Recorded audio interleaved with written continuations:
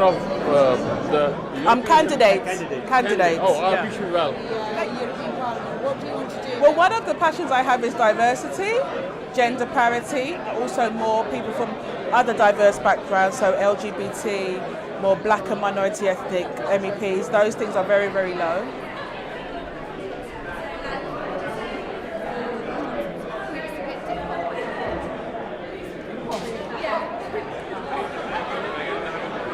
Well, some of the youngsters who are with us this evening, I hope you will also see around you the great people that surround you in the tables, not just members of Parliament, but great, astute businessmen, businesswomen, mothers and fathers, sons and daughters. And in some shape or form, we're all mentors to each other.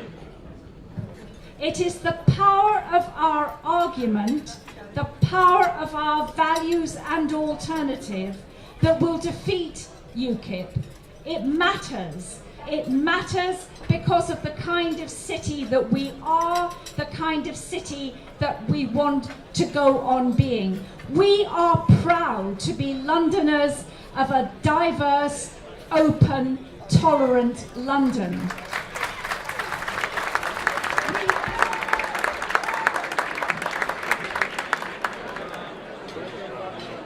So please open your wallets, get your money out, and help us on our way to victory on the 22nd of May. So hopefully we should raise a good amount of money to actually print leaflets like this. So this is a picture of us all. At the moment, when we go canvassing door to door on the streets, we hand these leaflets out. Who's there as well? Good morning. Hello, David. Hey, how are you? I'm okay. Good to see you. Right, any more t-shirts left? You've had a sticker. Twickenham Labour Party. Oops. Europe Matters. Okay, that's good. Sort us out.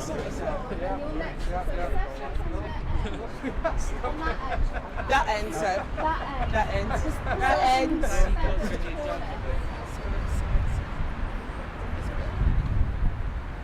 One of the things why I think people aren't keen in Europe and aren't engaged in Europe is we don't hear from the MEPs. We've got European elections on the 22nd of May in about 7 weeks' time. Did you know? Oh, look, I may well have known, but I forget everything at the moment. Okay. Yes, I'm with you. And you live in this area? Yeah. Okay. And you're a Labour supporter? Mostly, yeah. Okay. Yeah, mostly. Can be a bit of a swing, but mostly. Okay. Yeah. Margot Cooper, Julian and Suzanne at 95. 93, Susie Abiri, Susie and Matthew. Susie and Matthew. 93. So that's next here. Hello, sorry, I thought you were at the shower. No answer at 93, but at the moment you're undecided. Yes. Okay. Yeah, no, we actually have to sit down and think a little. Yeah. Okay, that's very Cool, nice. no, okay, well I'll take a look into this. All right then, thank you for your time. Thank you for your time. Okay, got the cat back. See you later. Okay, thank you. He has a list of names from the electoral register and the Labour Party buys that information. So when we knock on the door, we know their name, and also it might have who they voted for the last time, and then we just update it as we knock on the doors. Yeah. People always remember if somebody from the party has come and knocked on the door, and I think it leaves an impact and makes it more likely for them to vote for us. Yeah.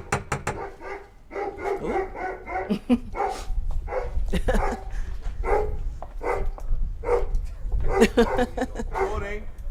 Okay, thank you. Not interested? Fuck off. Whoa, okay. That's a nice welcome. I think they're against. If they're a bit rude, most likely they're either not interested in politics at all, or they're probably not interested in our party. So that's also good to know. It's good to know who's for us, and it's good to know who's against us. We like to know both. I'm running in the local elections as well in the area where I live, which is to the east of London. It's looking very good. It's quite a good response for our party. So I think it should be a good chance that I'll be elected.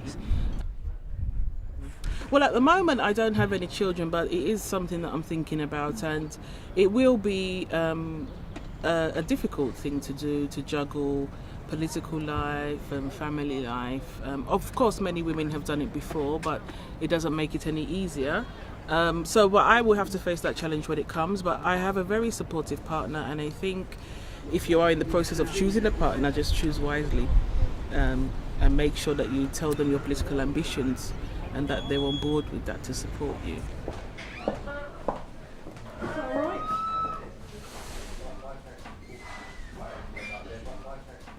When you're in an atmosphere or in an environment which is almost all male and which operates in a very, what you might call a very male way, it does put women off, and women think, oh, I don't want to be part of that, I'll go and do something else.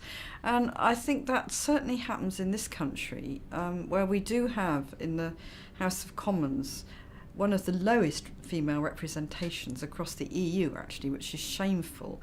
And I think that is partly because it is so very male. I mean, it really is male. I mean, and it's unlike other European legislatures because it's been there since the Middle Ages.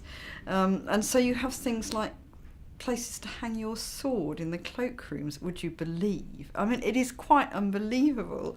The Labour Party has been much better on this than the other parties, and we have actually introduced what you might call quotas. We have shortlists of all women in certain parliamentary constituencies, and we try and balance them so that there's winnable seats and marginal seats as well as unwinnable ones, so that a certain number of those women will get elected. We feel we've done a very balanced list this time with people from different ethnic backgrounds and people from other European countries. Hoi.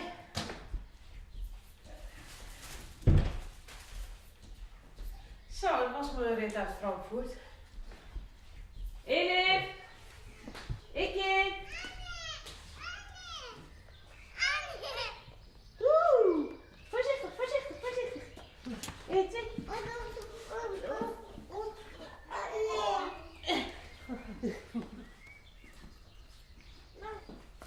Nou. Nou, mama heeft jou ook gemist. Nou, we moeten ook gewoon vandoor, hè? We moeten zo naar Amsterdam. We moeten nu vertrekken eigenlijk alweer. Ja, we hebben de taken dan zo verdeeld. Ik ben dan de afgelopen 10 jaar de kostwinnaar geweest. En nog steeds eigenlijk. Ja, we hebben de taken gewoon zo verdeeld. Het komt zo praktisch wel goed uit. En de kinderen zijn er ook blij mee, geloof ik. Dus dat is ook weer mooi meegenomen. Mijn schoonmoeder is nu uit Izmir overgekomen en ze verblijft nu ongeveer 3 maanden bij ons om de zorg voor ons over te nemen. En ze zijn er ook wel in gegroeid met oma. Dit is ook wel leuk. Ja, ik heb een lastig moment. Echt hartstikke druk. Echt bezig, goed druk bezig met een campagne. Ja, met flyeren en hij rijdt meestal bezig met een de stuk media, in de auto. En media regelen en ik heb media allemaal gebeld. Nou, hij heeft vandaag ook de media geregeld in Duitsland bijvoorbeeld. Mama moet echt te laat, jongens. Hoe wat? Mama moet door naar een panel weer. Niet mama, nee. Dan ga je daar... Dan gaat mama weer praten. Dan gaat mama dingen zeggen waar mensen denken dat ze moeten gaan stemmen. Oh ja, ik had wat lekkers voor jullie uit Duitsland. Dat heb ik wel vergeten. Oh, maar eentje. Ja, maar dit zijn die grotere. Nou, doeg!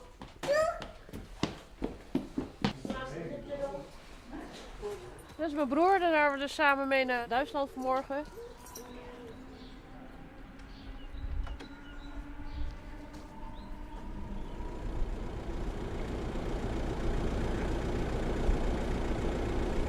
Apeldoorn, hè? En dan bij die McDonald's. Oké. Ik haal even een collega GroenLinks erop. Hoi, je bent. Ik heb het gered. Ja, dat maakt je ook sterk. Ik bedoel, als ik daar zit en ik zie daar mensen die mij gewoon steunen en ook in mijn hele campagne. En ja, dat motiveert mij gewoon ook heel erg. Ik ben zelf gewoon heel erg opgegroeid in 2 culturen. Senna net zo. Je hebt zelf 3. Je hebt de Duitse, Turkse en de Nederlandse cultuur nu. Ik bedoel, juist die diversiteit aan culturen. Wij kunnen gewoon heel flexibel bewegen in diverse culturen. En dat maakt ons juist heel sterk. Nou, de panel die bestaat dus vandaag uit 3 man en 1 vrouw. Dat ben ik dus. En die zijn allemaal afkomstig uit de Turkse cultuur. Ik merk gewoon dat binnen de Turkse gemeenschap dat we toch een heel groot stempotentieel hebben. Er wonen ruim 400.000 Turken in Nederland, waarvan er 240.000 stemgerechtigd is. En dat zijn natuurlijk wel flink wat stemmen. Mijn sterke punt is dat ik onafhankelijk ben. Ik ben niet gebonden aan een vereniging of aan een moskee of aan een instituut. Ik ben gewoon lid van GroenLinks.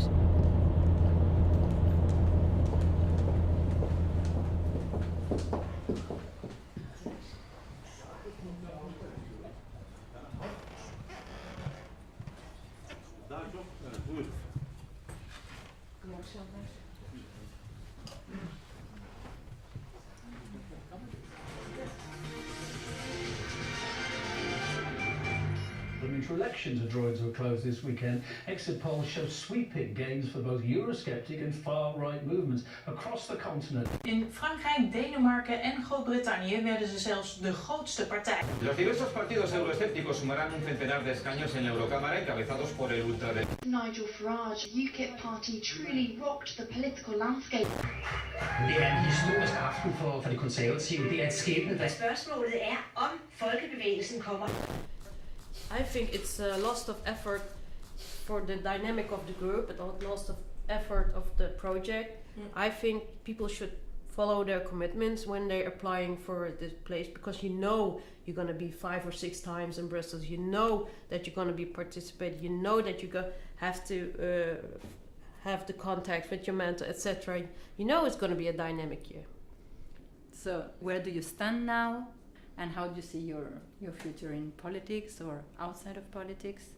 At the moment, I'm an equality advisor at a university, so I'll continue with that job. I'm also involved in local politics, and I was actually re-elected for another 4-year term on the same day as the European elections in the UK. The next European elections are 5 years away, so for now, that's a bit on the back burner for me. At the moment, I want to focus on local politics and maybe look at entering regional politics or national politics if the opportunity arises. Now my objective is to guide organizations from third countries, mainly Africa, through the EU decision-making maze, so to speak. So that's my big project now. I've launched a consultancy that helps African organizations and companies to interact with the EU institutions. Plan A was to get selected, and Plan B was to start my own business. Now Plan A didn't work out. But I built a huge network, and in my former job I was a senior project manager at a refugee center, and there I wrote proposals for projects, fundraise, etc. And now people asking me to write them plans to get projects stand up, and I said maybe I'm going to start my own business now. Following my Helsinki move, I need to now settling down to figure out the Finnish political landscape, where MEP Sirpa has been good assistance, and her assistant Aino, and I do see myself being in the debate in Finland once I've picked up Finnish, and I am optimistic about it. So that I feel strengthened definitely with EWL, that I made my move to a new country much smoother, and I'm really thankful. I know that I'm a woman, I know that I'm a black woman, so I have to develop some skills that, for example, white men don't have to develop in order to exist. And I'm, like everybody, worried about my future. I don't know where I will be in a few years, but I'm confident that with all the skills I've gained, I will be in the right place.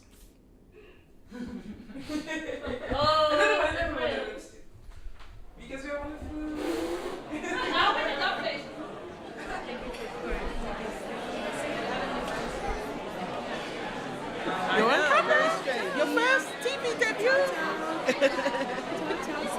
Whoa, she's fascinated. We've had a lot of, in the US, a lot more women candidates who are pregnant on the trail, on the campaign trail, and it's been really interesting to see. There's been instances where they've been attacked in terms of by their opponent saying, well, she's obviously going to be very busy and all of this stuff, and so strategies. That's what happened to Boswell. How did you respond to So that? already in my party, my party is let's say men in the party decided that now it's time for motherhood, that I should think about politics later on, that I should give all my time to my baby, and I was like, come on, I will organize my time, Right. I don't need you to decide what I'm gonna do or not. That's right. Because it's not a problem for an older man, right. with health issues. It's not a problem. Or even drinking issues, if we can put it like this, But for younger women, yeah.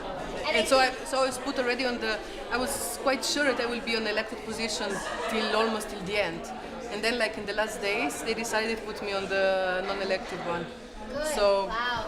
really not a very nice experience. I couldn't believe it, Well, how is this any different than any job where you're going to have to balance having children and doing this? And I think again the most important thing is you're missing out so much on the conversations that you bring up as a mom, because it's you're completely missing that dynamic. And especially in an industry like politics, which is so male dominated, obviously, but that it really is about the network and feeling supported, that you're not in it by yourself, and there are other people that are having the same struggles and the same challenges, and recognizing that we all, none of us are going to do it perfectly. We're going to screw up. We're going to have mistakes, but that's okay, because I think we as women tend to be very fearful of mistakes and of risk, and so it's super important that network feels there, so you're not in it alone, and that's what a mentor provides, but also this network that you guys have created. So yeah, it's great. I mean, I think we all personally agree that we got a whole rainbow of people to come and teach us on the practical side, on the more like the high level side. Then we got people from NGOs bring their point of view, what's happening. And then we had academics even to speak on research. So it wasn't just like, practical keys, but it was also theoretical. And it just makes what we learned is more profound. Yeah. And I think it's great that the women lobby is not just to show, to teach us, but also to connect. And again, I'm so much about network. It comes back to me all over again that it's a part of success to help each other. You can't do it alone, and you need to be in the circle. Also excited is the last meeting that we are all together. But I think all these mentees here, we have a great future. So.